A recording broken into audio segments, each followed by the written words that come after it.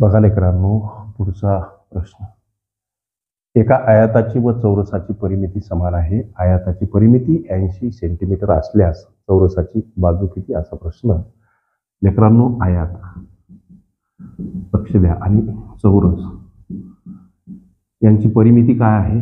सारखी आहे. परिमिती सारखी आहे.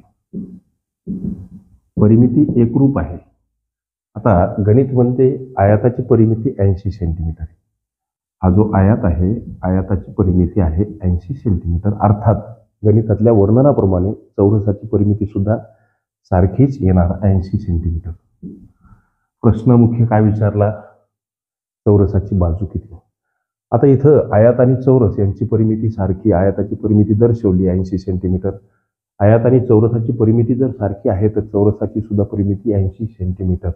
चौरसाची बाजू विचारली म्हणजे काय करायचं? इथं लक्ष द्या. चौरसाची परिमिती, चौरसाची लक्ष द्या, परिमिती काढण्याचं सूत्र लिहा. सूत्र आहे हे, एवढे सूत्र पाठ करा. सूत्र आहे 4 गुणिला बाजू सर. आता इथं चौरसाची परिमिती 80 सेंटीमीटर. 4 गुणिला बाजू हे सूत्र आहे. 80 कडे येताना हे 4 भागीला मांडावे लागतात. समोर एकटी बाजू.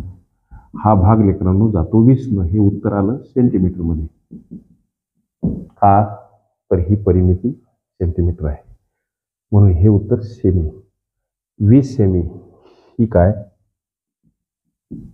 20 सेमी ही त्या